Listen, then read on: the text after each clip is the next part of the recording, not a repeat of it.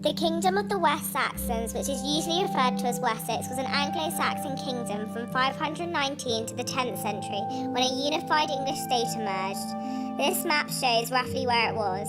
At the time Hardy wrote his poetry and novels, there was no kingdom called Wessex that was so often the setting for his literature.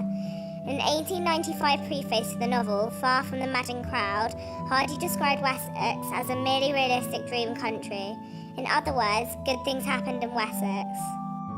In Hardy's poetry, references are made to Wessex. In Drummer Hodge, the young boy was no longer happy and innocent out of Wessex. He died on the war front.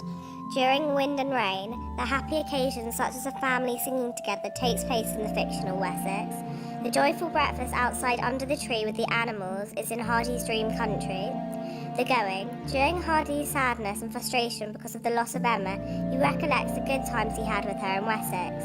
And the darkling thrush. With hope comes the trip to Wessex.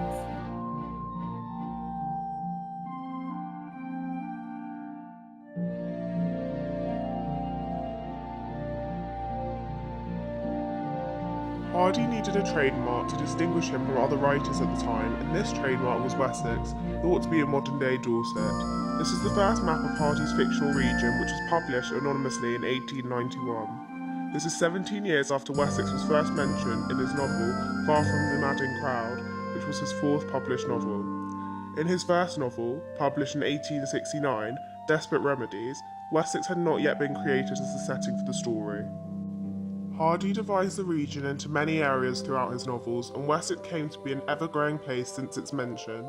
In Tess of the D'Urbervilles, 1891, we learn of Upper and Mid Wessex, and in Jude the Obscure, 1895, the existence of North, Nether and Outer Wessex becomes apparent, and finally, in 1914, Off Wessex appears for the first time on Hardy's maps. Hardy also used Wessex as a marketing concept.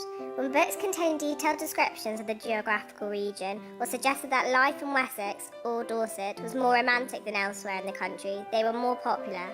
Tess of the D'Urbervilles sold particularly well due to this. So overall, Wessex is a fictional real-life place, which began as the small town of Dorchester, which was Hardy's hometown, and ended up referring to the area covered by Dorset, Wiltshire, Somerset, Devon, Hampshire, much of Berkshire and some of Oxfordshire.